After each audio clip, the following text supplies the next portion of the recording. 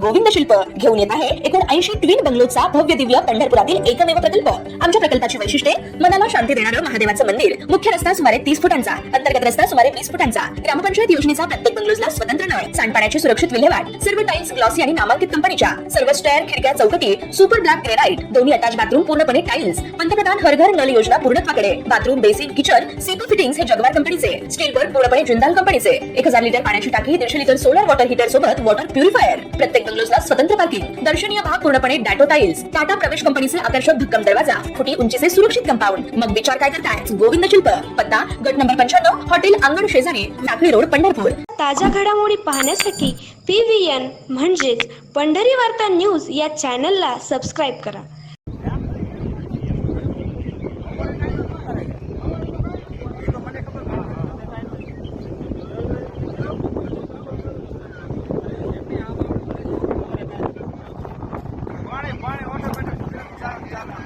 गुजरातच्या मोरबी जिल्ह्यातील एका दुर्गम गावातील 18 फूट खोल विहिरीत सतत अनाकलनीय लाट आणि तरंग निर्माण होऊ लागल्याने ती कुतूहलाचा विषय बनली आहे।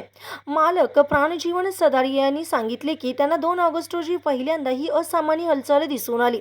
या असामान्य घटनेमुळे कुतूहल निर्माण झाले असले तरी पाण्यातील या मोठ्या हालचालीला कारणीभूत ठरेल अशी कोणतीही भूगर्भीय हालचाल म्हणजेच भूकंपीय क्रिया या भागात नोंदवली गेली नसल्याचे अधिकाऱ्यांनी स्पष्ट केले आहे। ही असामान्य घटना साठी ग्रामस्थ, वाटसरू आणि महामार्गावरून प्रवास करणारे लोक मोठ्या संख्येने घटनास्थळी जमा झाले। गेल्या 5 दिवसापासून दिसून येणाऱ्या या घटनेमुळे पाहणारे लोक गोंधळून गेले आहेत आणि संभाव्य भूकंपाची भीती व्यक्त केली जात आहे। मात्र जिल्हा भूगर्भशास्त्रज्ञ JS वडेर यांनी सांगितले की या घटनेचा भूगर्भीय हालचालीशी संबंध असण्याची शक्यता कमी आहे। ही भूगर्भीय हालचाल नाही। प्राथमिकदृष्ट्या असे दिसते की वरच्या भागात झालेल्या मुसळधार पावसामुळे भूजल पातळी वाढत आहे आणि खडकाच्या फटीमध्ये किंवा पोकळीत अडकलेली हवा बाहेर पडत आहे, ज्यामुळे विहिरीतील पाण्यात ही खळबळ निर्माण होत आहे असे वडेर म्हणाले।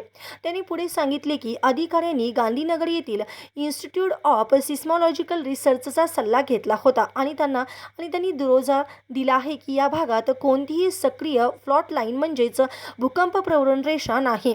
मोरबीचे जिल्हाधिकारी स्वप्नील खरे यांनी सांगितले की गांधीनगरमधील एक पथक या असामान्य घटनेची चौकशी करेल।